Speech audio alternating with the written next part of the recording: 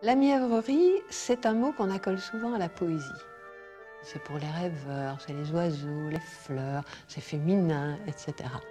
C'est souvent des lecteurs superficiels qui disent ça.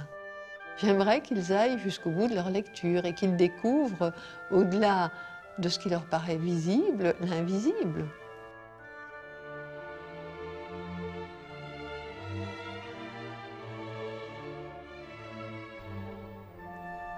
Colette Nice-Mazur est belge, de longue tradition catholique.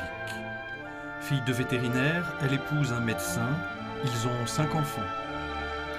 Théâtre, essais, romans, mais surtout poésie, sa langue maternelle, dit-elle, Colette Nice-Mazur est femme de lettres. À l'université ou au lycée, elle a longtemps enseigné. L'allure reste frêle, un rien gracile. La voix est douce, un rien envoûtante. Ne pas s'y fier. Derrière l'apparence, la fermeté. À 70 ans, Colette Nice-Mazur est une femme débordante d'activité.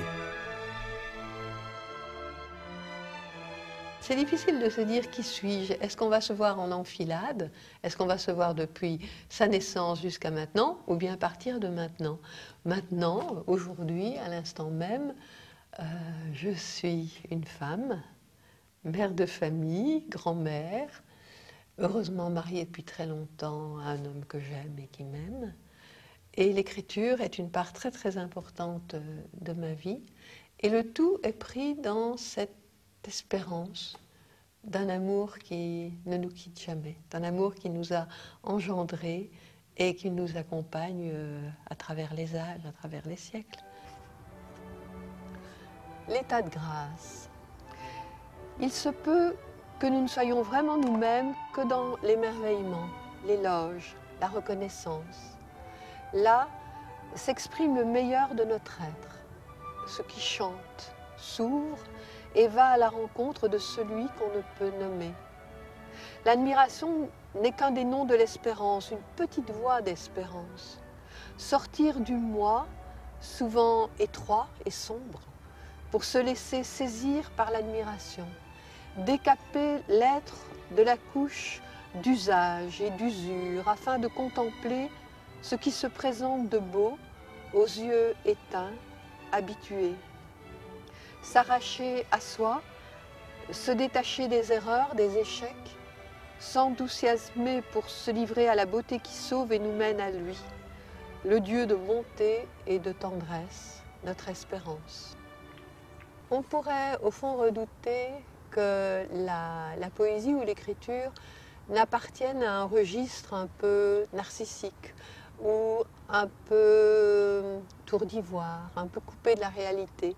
Or, je ne crois pas. Je crois que c'est en étant le plus individuel qu'on est le plus universel. Que lorsqu'on est vraiment enraciné, on peut déployer ses branches. Les arbres, au fond, qui peuvent pousser leurs branches dans le ciel sont ceux qui ont des racines très profondes. Et au fond, j'essaie d'épouser toutes les dimensions de la vie. Et dans toutes ces dimensions-là, cette présence au plus intime de nous, de Dieu, celui qu'on ne peut nommer et qui nous invite à l'éloge et à la reconnaissance. Il y a quelque chose qui a beaucoup compté dans ma vie, c'est le fait qu'à 7 ans, je suis partie à l'école un matin et tout était normal à la maison. Je suis partie avec une grande fille, avec mon petit frère, ma petite sœur restait à la maison. Et quand nous sommes rentrés le midi, papa avait été tué dans un accident de voiture. Et à partir de ce moment-là, tout a bougé, tout a changé, puisque donc papa est mort le 17 octobre et maman est morte le 11 janvier. Elle a été tout à fait bouleversée par la mort de son mari et je pense qu'elle était déjà malade, enfin elle est morte. Et donc nous les 3 petits, 7 ans, 4 ans et 2 ans, on a été enlevés de notre maison, enlevés de notre ville, de notre école, on a été accueillis par nos familles, mais loin de chez nous. Donc c'est vraiment tout bascule, quoi. D'un instant à l'autre, on passe de la vie, je ne vais pas dire à la mort, mais on découvre que tout est fragile, que tout est précaire, que ce papa et cette maman contre lesquels on prenait appui, ben, ils ne sont plus là. Mais qu'il y a d'autres personnes qui sont là et qui disent « je m'occupe de toi ». celle qui a compté le plus, c'est la religieuse qui m'a accueillie à l'école après la mort de mes parents, qui était une femme de 40 ans, qui était mon institutrice, qui était c'était la foi, l'espérance et la charité en personne, qui a été capable de m'accueillir telle que j'étais, de me donner une confiance infinie dans l'amour de Dieu, de dépasser les temps de détresse, de scrupules, parce que je suis d'une famille scrupuleuse, perfectionniste, de traverser tout ça.